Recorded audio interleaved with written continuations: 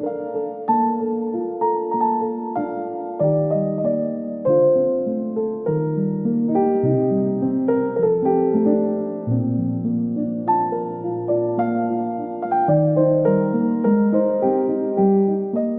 बाबा बेहोश होके गिर गया, ठीक। चलो शुरू हो जाओ। फर्स्ट हम चेक करेंगे कॉन्शियस है कि अनकॉन्शियस, बेहोश होके गिर गया, अनकॉन्शियस। तो अनकॉन्शियस है, फिर हम इधर आप फिंगर रख के देखेंगे कभी ट्रेशन हो रहा है कि सांस नहीं ले रहा, ठीक। सांस नहीं, प्रेशर मीटर इनका ये इसको देखेंगे कि पल रहा है कि नहीं, पल्स नहीं मिल रही, पल्स नहीं मिल रही। पल्स नहीं मिल रही तो हम कॉल फॉर है प्रोसीजर स्टार्ट। सीपीआर स्टार्ट करते हैं। तो CPR is cardiopulmonary, CPR cardiopulmonary research है ना। तो कार्डियो पंप, ठीक, और पल्मोनरी लंग्स, और रिसर्च मतलब है ओके, वेरी गुड। और मुंह खोले, ठीक। और उसके बाद रेस्क्यू ब्रेथ। रेस्क्यू ब्रेथ देने के बाद क्या देखना है कि चेस्ट राइज हो रहा है कि नहीं, है कि नहीं। चेस्ट राइज हो रहा है, एयर एंट्री हो रही है, ठीक। चेस्ट राइज नहीं हो रहा तो आपका तरीका कुछ गड़बड़ है। और तरीका गड़बड़ क्या हो सकता है कि नाक तो बंद कर दी, ये सील नहीं बना पा रहा है, ठीक है, ओके।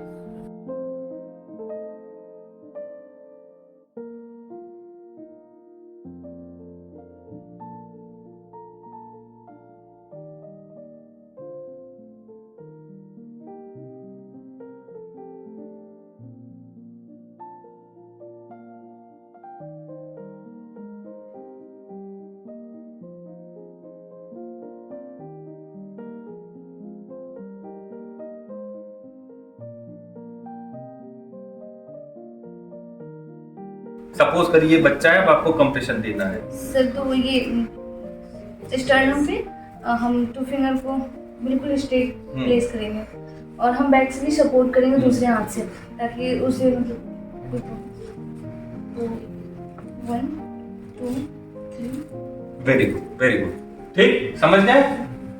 थंब से कैसे देते हैं? हम दोनों अपने हैंड को बैक में ऐसे प्लेस करेंगे और जो स्टर्नम पे अपने थंब को, दोनों हैंड के थंब को प्लेस करने के बाद से फिर हम 1 2 3 ठीक। तो हमें क्या ध्यान रखना है, हम चाहे थंब कंप्रेशन दे चाहे टू फिंगर कंप्रेशन दे, ठीक है। ध्यान दे रखना है कि जहां से दोनों निप्पल्स के बीच हमारा जो उंगली होगी वो दोनों निप्पल्स के बीच में होगी, ठीक है।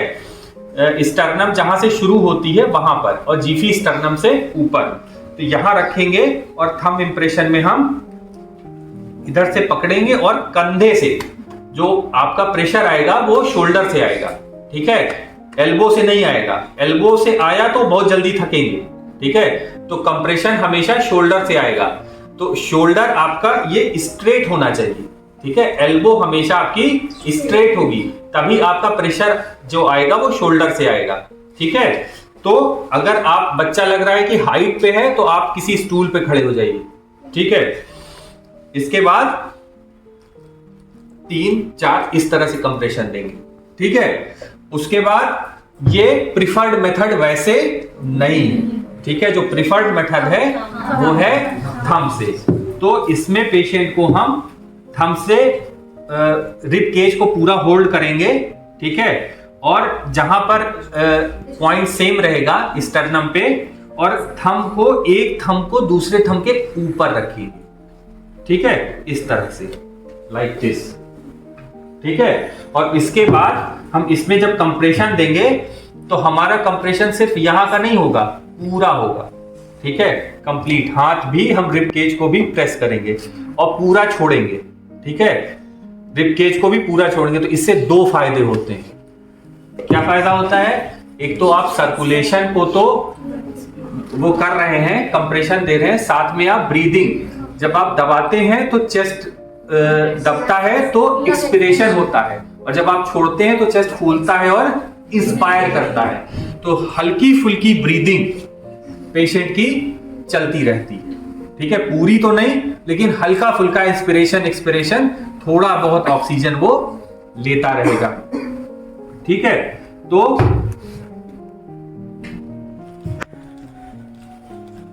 इस तरह से हम लोग करते हैं। ठीक है, अब सपोज करिए कि 1 साल से ज्यादा का बच्चा है, तब कैसे करेंगे? One hand, good good. कैसे, किसी को पता है? कोई बात नहीं, जितना पता है आओ, यहां पर पता करने के लिए तो आए हैं। ठीक है,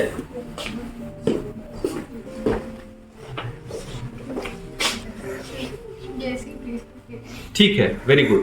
तो ऐसा है कि एडल्ट में ज्यादा कुछ अंतर इसमें नहीं होता है, बस इतना है कि स्टर्नम पे ही हम रखेंगे, नक्कल रखेंगे। जैसे एडल्ट में रखते हैं वैसे ही रखेंगे। एडल्ट में क्या होता है, दोनों हाथ से करते हैं, इसमें सिंगल हैंड करेंगे, हाथ वही रहेगा। ठीक है, स्टर्नम के लेफ्ट बॉर्डर पे, और कंप्रेशन सेम वही। ठीक है,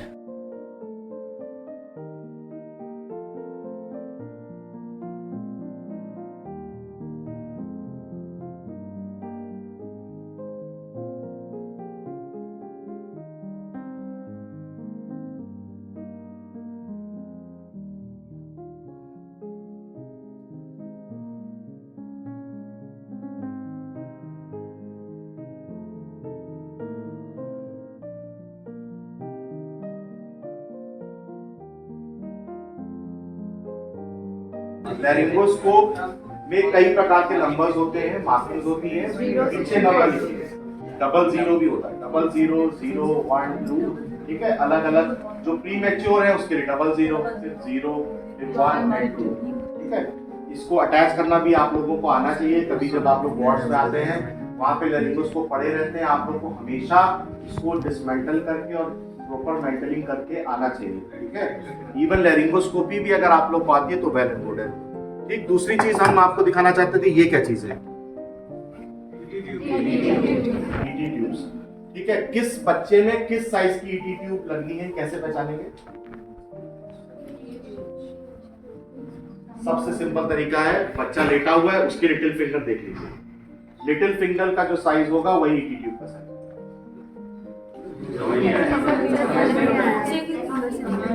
लिटिल फिंगर, ये बच्चा है, ये बच्चे की जो लिटिल फिंगर है, इस पे आपने लगा करके देख लिया, जो लिटिल फिंगर का साइज होगा वही ईटी ट्यूब का साइज लगेगा।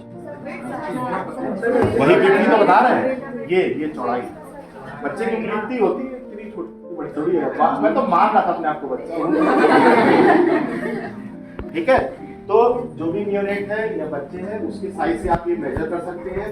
अगर आपको इमरजेंसी में नहीं याद रहता है तो ये फास्टेस्ट असेसमेंट वे होता है आपको असेस करने के लिए कि कौन सी नंबर की ट्यूब डालनी है, कितनी ट्यूब डालनी है। ज्यादातर ट्यूब में लिखा होता है, यदि वो नहीं लिखा होता है तो जितने नंबर की साइज है, जैसे ये 2 फ्रेंच की ट्यूब है तो ये मल्टीप्लाइड बाय 3 कर 6 नंबर तक 6 सेंटीमीटर तक।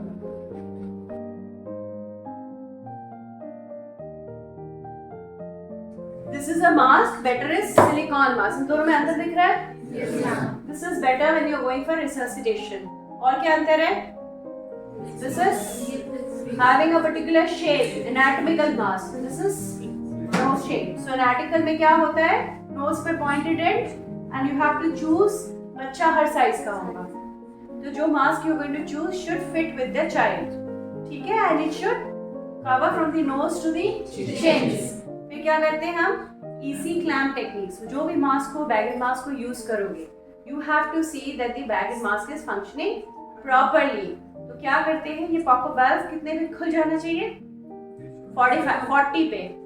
इसको कंप्रेस किया, पॉपअप वाल्व खुल रहा है, means your bag and mask is functioning well. Then एक तरफ रिजर्वॉयर होता है, एक तरफ ऑक्सीजन इनलेट होता है. So reservoir से we connect to a reservoir to increase the saturation to,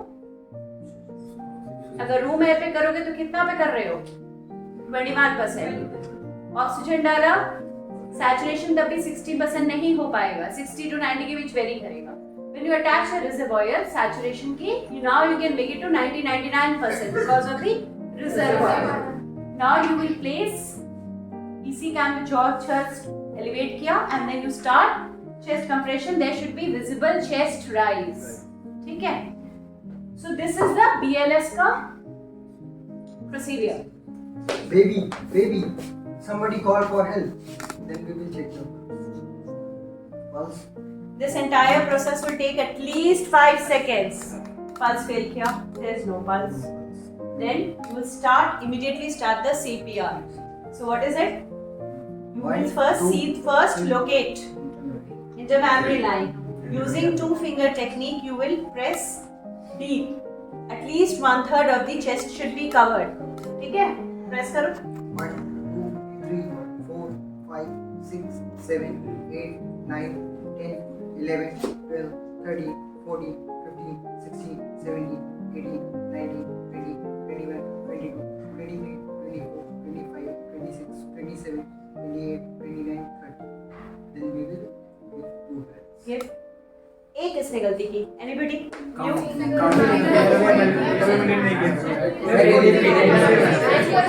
Airway खुला था? Airway should be. बच्चों का ऑक्सीपिट की वजह से नेट फ्लेक्स रहता है. So उसने क्या कहा था? एक हाथ आपका इधर ये होना चाहिए और दोनों फिंगर्स एक साथ straight. It should not be bent.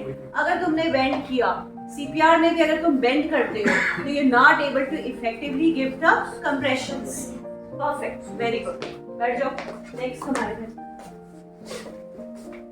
First, we will check the responsiveness of the baby. Then, if the baby is not responding, we will check the brachial pulse. After checking the pulse, we'll Pulse is not there. Pulse is not there. Then we'll Or start it is less than 60.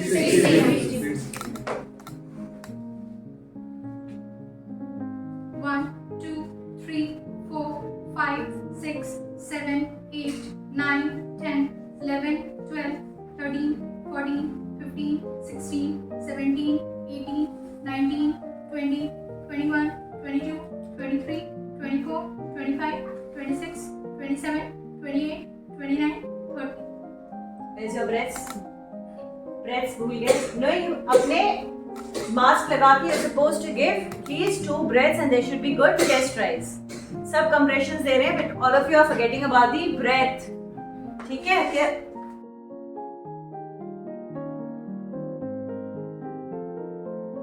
So you will do 1, 2, 3, 4, 5, 6, 7, 8, 9, 28, 29, 30. Sir आज ATLS में पिछले 2 दिनों से जो KGMU के छात्र हैं उनको BLS की ट्रेनिंग दी जा रही है. तो ये BLS क्या है और इसकी ट्रेनिंग देना बच्चों को कितना ज़्यादा ज़रूरी है, इसके बारे में क्या कुछ कहना चाहेंगे आप? सर अपना परिचय थोड़ा सा. मैं प्रोफेसर समीर मिश्रा हूँ. मैं प्रोफेसर हूँ ट्रोमेटोलॉजी सर्जरी का. हम लोग का ज़्यादातर काम ट्रॉमा सेंटर में होता है. मैं इंचार्ज भी हूँ centre for advance skill development जिस पे आप लोग खड़े हुए हैं वहाँ का. हम लोग बहुत सारे कोर्सेज जो हैंड्स ऑन ट्रेनिंग होती है अपने स्टूडेंट्स को, बाहर से भी स्टूडेंट्स आते हैं उनको भी देते हैं. पिछले 2 दिनों में एक बहुत बड़ा इनिशिएटिव, अच्छा इनिशिएटिव लिया गया हमारे नर्सिंग कॉलेज की तरफ से, जिसमें कि नर्सिंग कॉलेज ने ये डिसाइड किया कि वो अपने स्टूडेंट्स को centre for advance skill development में भेजेंगी और पीडियाट्रिक BLS का कोर्स किया जाएगा. BLS जैसा कि आप जानते हैं कि बेसिक लाइफ सपोर्ट एक हैंड्स ऑन ट्रेनिंग है जो कि किसी के भी काम आ सकती है. सड़क पे कोई हादसा हो जाता है, कहीं पे कुछ ऐसी दुर्घटना हो जाती है जिसमें कि कुछ लोग फंसे हुए हैं, बच्चे हों चाहे बूढ़े हों चाहे जवान हों, जिनको रेस्क्यू किया जाता है. उनकी अगर सांस नहीं चल रही है तो कैसे सांस देना है, अगर उनकी दिल की धड़कनें नहीं चल रही हैं तो कैसे दिल की धड़कन को चालू करना है, या चेस्ट कंप्रेशंस देने हैं, कैसे उनको रेस्क्यू करना है. यानी कि मरते हुए आदमी या किसी दुर्घटना में घायल व्यक्ति को किस तरीके से बचा के हॉस्पिटल तक पहुंचाना है. ये जिम्मेदारी इसलिए भी सभी की है कि हम लोग का देश बहुत बड़ा देश है, बहुत नागरिक हैं, बहुत सारा पॉपुलेशन है, दुर्घटनाएं खूब होती रहती हैं. चाहे जितनी भी प्रयास किया जाए, पुलिस भी खूब प्रयास करती है, प्रशासन भी खूब प्रयास करता है, मगर क्योंकि इतनी पॉपुलेशन है, दुर्घटना घटने के लिए तो कोई बहाना ही चाहिए होता है. कभी भी कहीं पे भी हो सकती है. तो अगर हमारे नागरिक और हमारे मेडिकल स्टाफ के लोग, medical students BLS, ACLS, ATLS इस तरीके के कोर्सेज करते रहेंगे और करते चले आ रहे हैं, तो इन लोगों को इन सब सिचुएशन से डील करने के लिए एक बहुत अच्छी ट्रेनिंग मिल जाती है, जो कि हम लोगों ने पहले भी देखा हुआ है कि हमारे स्टूडेंट्स जब डिज़ास्टर होता है, जब कोई ऐसी इंसिडेंस हो जाता है जिसमें बहुत सारे लोग घायल हो जाते हैं, हमारे स्टूडेंट्स ऑन साइट जाके भी लोगों को बचा लेते हैं। हॉस्पिटल में भी बहुत सारे लोग आ जाते हैं सहायता करने के लिए, जिसमें कि KGMC के स्टूडेंट्स होते हैं, नर्सिंग स्टूडेंट्स होते हैं, पैरामेडिकल स्टाफ होता है, डॉक्टर्स होते हैं। और इस तरीके की ट्रेनिंग आगे चल के मुझे लगता है कि समाज को और दृढ़ संकल्प बनाएगी, संकल्पित करेगी और मजबूत करेगी, और जो हेल्थ सर्विसेज हैं उनको और बेहतर तरीके से उनको और ऊपर ले जाएगी। इसलिए हम लोग प्रमोट करते हैं इस तरीके की ट्रेनिंग्स को। सर, जैसे BLS की ट्रेनिंग जो बच्चों को दी जा रही है, नर्सिंग स्टाफ जो हैं, क्या ये अगर स्टडी की हम बात करें तो जो भी मेडिकल की फील्ड में पढ़ाई कर रहे हैं, क्या वो सभी ट्रेड के स्टूडेंट के लिए ज़रूरी होता है, मतलब कंपलसरी है, या किसी ऐसे फील्ड के लिए कि हाँ अगर आप चाहो तो सीखो, नहीं चाहो तो नहीं सीखो? जैसा कि BLS का फुल फॉर्म मैं आपको बताऊं, बेसिक लाइफ सपोर्ट। अब ये तो जो मेडिकल कॉलेज में काम कर रहे हैं या मेडिकल इंस्टीट्यूशंस में काम कर रहे हैं, nursing staff, paramedical staff, doctors, support staff, even आप ये समझ लीजिए कि हमारे बहुत सारे कर्मचारी ऐसे हैं जो हमारे सपोर्ट स्टाफ है, यानी कि सफाई कर्मचारी हैं, वो तक हमारे BLS से ट्रेंड है। क्योंकि अगर कहीं पे कुछ ऐसा ऑन टू वर्ड इंसिडेंस हो जाए तो गलती नहीं होनी चाहिए। जान तो बहुत कीमती है, उसका कोई दाम तो है नहीं। अगर किसी की सतर्कता से, किसी की ट्रेनिंग से, किसी के एक छोटे से एफर्ट से एक जान बच जाती है तो उसका तो कोई मूल्य हो ही नहीं सकता। तो हम लोग तो ये चाहते हैं कि हॉस्पिटल परिसर में जितने लोग काम कर रहे हैं, चाहे वो सफाई कर्मचारी हों, चाहे वो सपोर्ट स्टाफ हों, चाहे वार्ड बॉय हों, चाहे नर्सिंग स्टाफ हमारा हो, डॉक्टर्स हों, ऐसे भी डॉक्टर्स जो कि शायद क्लिनिकल सब्जेक्ट्स में नहीं है मगर वो भी ट्रेंड है, क्योंकि कभी भी ज़रूरत पड़ सकती है। कोविड में हम लोगों ने देखा, सब लोग इन्फेक्ट हो रहे थे, हमारे प्री क्लिनिकल, पैरा क्लिनिकल के डॉक्टर्स आगे बढ़ के आए, उन्होंने ICU संभाले। बिल्कुल। और अगर ये सब ट्रेनिंग्स नहीं होती तो क्या कर सकता था आदमी? नहीं कर सकता था। इसलिए ज़रूरी है हर आदमी को ट्रेन होना। जैसे कि हम लोग कहते हैं ना कि नागरिक अगर ट्रेंड है तो नागरिक देश के और समाज के हमेशा काम आएंगे, उनकी ट्रेनिंग हमेशा काम आएगी। पढ़ाई और ट्रेनिंग कभी भी व्यर्थ नहीं जाती, तो ट्रेनिंग होना ज़रूरी है। अच्छा सर, जो जैसे बाहरी स्टूडेंट हैं, हम KGMU के छात्रों की अगर बात ना करें, उनके लिए तो चलिए यहाँ पे मौका है। जो बाहरी स्टूडेंट हैं या कभी उन्होंने अपने यूनिवर्सिटी में पढ़ाई की है, वो भूल गए हैं, या उन्हें फिर से सीखने का वो एक है कि हाँ फिर से हमें सीखना है, तो क्या उनके लिए भी कोई व्यवस्था है यहाँ पे? क्या हम लोग बीच बीच में रिफ्रेशर्स कोर्स भी कराते हैं, एक चीज़। दूसरी चीज़, हमारा आउटरीच प्रोग्राम चलता है, जिसमें कि हम स्कूल्स में भी जाके कुछ बच्चों को भी ट्रेन करते हैं, हम लोग बाय स्टैंडर्ड्स को भी ट्रेन करते हैं। आउटरीच प्रोग्राम के तहत हम लोगों ने पहले पुलिस पर्सनल्स को, SDRF जो स्टेट डिज़ास्टर रिलीफ फोर्स है, उनके जवानों को भी ट्रेन किया है। उनको हम लोगों ने अपने ट्रॉमा सेंटर में बुला के भी ट्रेन किया है कि भाई आप लोग ये देखिए कि हम लोग कैसे रेस्क्यू करते हैं, कैसे। तो इस तरीके से समाज में धीरे धीरे ट्रेनिंग फैलती रहेगी। एक आदमी ट्रेन होता है, वो दूसरे को कुछ बताता है, वो इंस्पायर होता है, वो आता है ट्रेन होने। तो इस तरीके से क्या होगा कि एक बार आपके जब कॉमन मैन जो पब्लिक है वो भी एक बेसिक चीज़ों में ट्रेन हो जाएगी तो हादसे कम होंगे, नंबर 1। नंबर 2, अगर हादसे हो गए तो रेस्क्यू अच्छा होगा और जान बचाई जा सकती है। छोटे से एफर्ट से जान बचाई जा सकती है, तो इसलिए ज़रूरी है। ठीक है, thank you so much sir. Thank you sir. इस समय स्किल डिपार्टमेंट में पिछले 2 दिनों से पीडियाट्रिक BLS की ट्रेनिंग जो हमारे KGMU के स्टूडेंट हैं उनको दी जा रही है, तो इसमें क्या कुछ बच्चों को बताया गया है, और क्या ये जो एक हम कह सकते हैं एक स्किल है, सिर्फ मेडिकल स्टूडेंट के लिए ही ज़रूरी है या आम नागरिकों को भी इसके बारे में जानना चाहिए? सर थोड़ा सा अपना परिचय, फिर उसके बाद। जी, धन्यवाद अभिषेक जी। मैं डॉक्टर गुरमीत सिंह हूँ। मैं असिस्टेंट प्रोफेसर के पद पे कार्यरत हूँ डिपार्टमेंट ऑफ पीडियाट्रिक सर्जरी में। हमारे किंग जॉर्जेस मेडिकल यूनिवर्सिटी में स्किल लैब्स हैं और यहाँ पे हम लोग बहुत ही अच्छे तरीके से हर प्रकार की जो स्किल इम्पार्ट करने की जो ज़रूरत होती है, हमारे नर्सिंग स्टाफ में, हमारे पैरामेडिकल स्टाफ में, और इवन हमारे जो स्टूडेंट्स होते हैं, पोस्ट ग्रेजुएट्स होते हैं, सुपर स्पेशलिटी के स्टूडेंट्स होते हैं, और जो नेशनल इंटरनेशनल फैकल्टीज़ हैं, वो आकर के यहाँ पे अपना अपना ज्ञान के बारे में बताते हैं। रिससिटेशन प्रोग्राम और स्किल डेवलपमेंट जो होता है उसके बारे में कोर्स चलता है। इसी बीच हमारा 2 दिन का प्रोग्राम था जिसमें हम पीडियाट्रिक बेसिक लाइफ सपोर्ट के बारे में हमारे नर्सिंग के छात्रों को प्रशिक्षित कर रहे थे।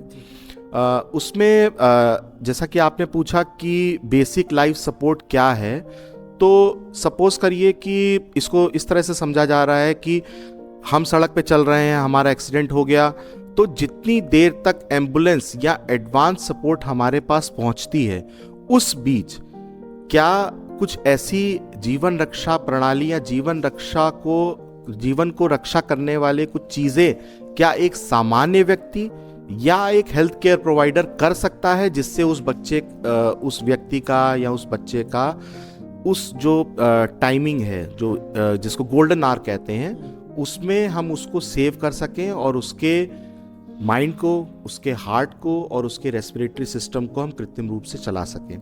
यही इस बेसिक लाइफ सपोर्ट का एम है। ये नर्सिंग के स्टूडेंट्स के लिए, पैरामेडिक्स के लिए, हेल्थ केयर प्रोफेशनल्स के लिए नहीं, बल्कि हम लोग समझते हैं कि सब प्रकार के लोगों के लिए, हर व्यक्ति को इसके बारे में जानकारी होनी चाहिए, सजग होना चाहिए, जागरूक होना चाहिए। ये कोर्स स्कूल लेवल पे भी बच्चों को पढ़ाया जाना चाहिए और यूनिवर्सिटी लेवल पे भी इसको इम्पार्ट करना चाहिए, क्योंकि अगर हम एक भी ज़िंदगी इस प्रकार से बचा पाए तो ये हमारे लिए 100 जिंदगियों के बराबर होगा। सर, अच्छा, अभी आपने जैसे कहा कि ये पीडियाट्रिक BLS की ट्रेनिंग थी, तो जो एडल्ट लोग होते हैं उनके तुलना में जो बच्चे होते हैं उनमें BLS क्या कुछ अलग तरीके से काम करता है या कुछ और चीज़ें सीखने की ज़रूरत होती है या सामान्य होता है दोनों का भी? देखिए, दोनों में कुछ डिफरेंसेस होते हैं, क्योंकि बच्चे की हैंडलिंग अलग प्रकार की होती है, एडल्ट की हैंडलिंग अलग प्रकार की होती है। बच्चे के रिससिटेशन में एक व्यक्ति भी यदि अवेलेबल है तो उसको रिससिटेट कर सकता है, और जो हमारे एक्सपीरियंस है उसके अनुसार बच्चे बहुत अच्छे से रिस्पॉन्ड करते हैं अगर उनको टाइमली ट्रीटमेंट मिल जाए या बेसिक लाइफ सपोर्ट मिल जाए। एडल्ट्स को भी यदि प्रॉपर सही माध्यम से, सही प्रॉपर शिक्षित व्यक्ति के द्वारा मिल जाए, तो हम हर प्रकार की जान, चाहे वो बच्चा हो चाहे वो वयस्क हो, उसको हम बचाने में सक्षम हो सकते हैं। Thank you so much sir, बातचीत करने के लिए धन्यवाद। जी धन्यवाद, जय हिंद। मैम, स्किल डिपार्टमेंट में पिछले 2 दिनों से जो हमारे KGMU के छात्र छात्राएं हैं उनको पीडियाट्रिक BLS की ट्रेनिंग दी जा रही है, तो इस कार्यक्रम में क्या कुछ उन्हें बताया जा रहा है और ये जो BLS हम पीडियाट्रिक के अगर उसमें बात करें तो कितना महत्वपूर्ण भूमिका निभाता है? सबसे पहले अपना परिचय मैम, फिर उसके बाद।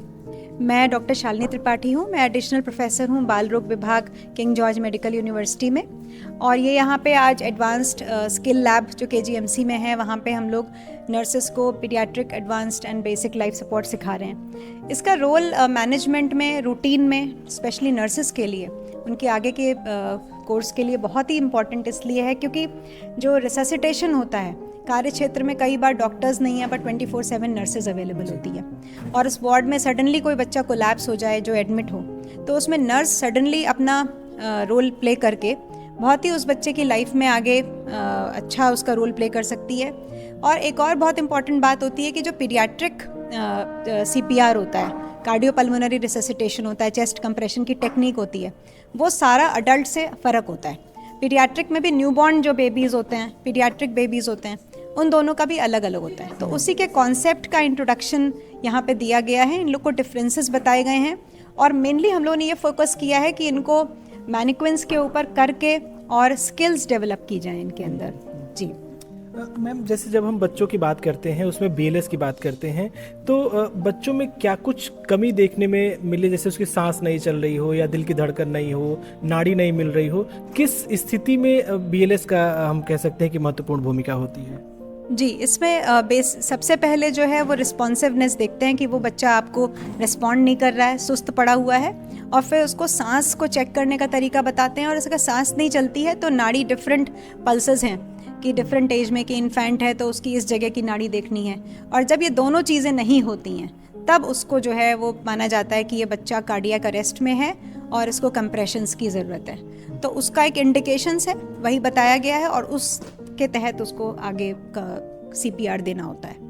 ठीक है, thank you so much ma'am. Thank you so much. KGMU Gooch 89.6 FM